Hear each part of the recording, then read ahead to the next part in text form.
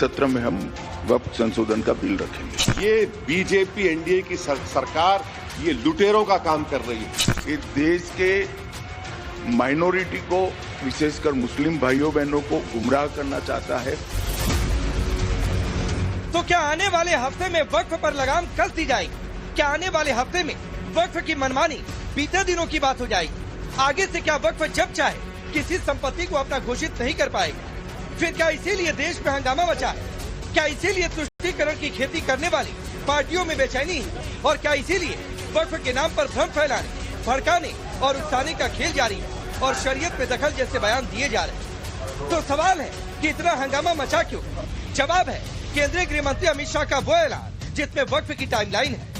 Times now summit में group editor in chief Navika Kumar से बात करते हुए अमित शाह ने साफ कर दिया कि सरकार इसी सत्र में वक्फ संशोधन बिल लेकर आ रही है। तो अगले हफ्ते वक्फ संशोधन बिल पार्लियामेंट में मूव कर देंगे? देखिए, पार्लियामेंट का टाइम टेबल मुझे मालूम नहीं है, मगर इसी सत्र में हम वक्फ संशोधन का बिल रखेंगे। और जितना ऑपोजिशन है, दिल्ली के जंतर मंतर में तमाम पार्टियां वहां जाकर उन्होंने कहा कि वो मतलब खून भी दे देंगे, अपोज जी। मैंने कहा ना, इमरजेंसी नहीं है, हर कोई विरोध कर सकता है, प्रदर्शन कर सकता है, इमरजेंसी कहाँ है? मौजूदा सेशन 4 अप्रैल तक चलेगा। जाहिर है उससे पहले सरकार सदन के पटल पर इस बिल को रखने जा रही है। सरकार के इरादे विपक्ष को पता है, इसीलिए पहले से ही माहौल बनाया जा रहा है। मुस्लिम पर्सनल लॉ बोर्ड के सहारे देश के मुस्लिमों को उकसाने का खेल खेला जा रहा है। ओवैसी एनडीए के सहयोगियों नीतीश नायडू को तो ललकार ही रहे, वो सरकार के वक्फ अमेंडमेंट बिल को लुटेरों का अमेंडमेंट तक करार दे रहे। अगर ये कल कानून बनेगा तो कभी भी भारत का मुसलमान चंद्राबाबू नायडू को, नीतीश कुमार को, चिराग पासवान को, जयंत चौधरी को माफ नहीं करेगा, क्योंकि वो अगर सपोर्ट कर रहे हैं बीजेपी को, इस तरह से सपोर्ट आप अपनी आंख और दिमाग के ऊपर पर्दा डालकर सपोर्ट नहीं कर सकते, जिससे मुसलमानों के मस्जिदों को, दरगाहों को, खानखाहों को छीन लिया जाएगा। आप किसी भी एतबार से वक्फ को बचाने के लिए नहीं, वक्फ को लूटने के लिए ये बीजेपी एनडीए की सरकार ये लुटेरों का काम कर रही है। ये छीनना चाह रहे वक्फ की प्रॉपर्टीज को। ओवैसी भले सरकारी वक्फ संशोधन बिल को लुटेरों का अमेंडमेंट बता दे, भले ही वक्फ खत्म हो जाने वाली बात कहकर ओवैसी मुस्लिमों को उकसाने की जी भर कोशिश कर ले, लेकिन अमित शाह ने साफ कर दिया है कि सरकार सिर्फ इतना परिवर्तन ला रही कि वक्फ बोर्ड के फैसले को आसानी से कोर्ट में चैलेंज किया जा सके। हमने इतना ही बदलाव किया है कि कोई भी निर्णय होगा, वो निर्णय कानून की अदालत में इसको चुनौती दे सकते हैं। तो सरकार के निर्णय को भी दे सकते हैं, वह कभी क्यों? तो क्या सरकार ऐसे रोएगी कि हमारा अधिकार ले लिया? सरकार के कानून भी चैलेंज होते हैं। और ये पूरा पचड़ा जब पार्लियामेंट में चर्चा होगी, दूध का दूध, पानी का पानी हो जाएगा। ये देश के माइनॉरिटी को, विशेषकर मुस्लिम भाइयों बहनों को गुमराह करना चाहता है। मैं इनको कहना चाहता हूं, आपके अधिकार पर कोई तराप मारने की बात। अब कहते हैं हमारी मस्जिदें छीन लेंगे। ये रिट्रोस्पेक्टिव इफेक्ट से बिल नहीं आ रहा है, कैसे छीनी जाएगी? बिल आगे के समय के लिए है। आप 2013 में जो बिल लेकर आए थे वो रिट्रोस्पेक्टिव इफेक्ट था, मगर वोट बैंक कंसोलिडेट करने के लिए झूठ पर झूठ, झूठ पर झूठ, झूठ पर झूठ बोलते जाना। इतने साल से इतने चुनाव हारे, फिर भी सीखते नहीं है। हम क्या कर सकते बताइए? अब अमित शाह भले कह रहे कि सरकार का मकसद सिर्फ वक्फ की मनमानी को कंट्रोल करने का है, परिवर्तन बस इतना हो रहा कि वक्फ बोर्ड के फैसले सीधे अदालत में चैलेंज किए जा सकेंगे, लेकिन विपक्ष बार बार इसे मुस्लिमों पर सरकारी टॉर्चर बता रहा है। वो इसे सौहार्द पर खतरा और मुस्लिमों का अधिकार छीनने वाला कदम साबित करने पर तुला।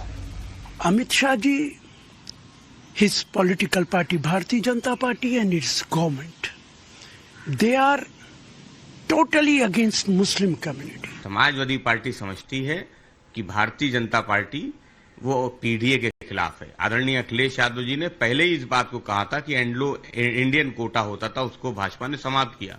अब वो मुसलमानों के जो हक हैं वक्फ में संशोधन करके उन अधिकारों को छीनना चाहती है। पहले भी वक्फ एक्ट में संशोधन किए गए हैं। यदि संशोधन आवश्यक समझते हो तो जिनकी भलाई के लिए है उस समाज को तो विश्वास में लीजिए, उनके प्रमुख संगठनों को विश्वास में लीजिए। आपने तो किसी पर आप तो थोप रहे। आपने जीपीसी में भी जो विपक्ष के सदस्य थे उनकी राय को नहीं माना। कहीं पर भी आप राय मानने को तैयार नहीं है। जो हमने कहा वही कानून। तो कोई भी सामाजिक कानून जिसके इस तरीके के रेमिफिकेशन हो, जो देश की सौहार्द को बिगाड़ सकता हो, तो आप उसको यूं ही नहीं थोपा जाना चाहिए।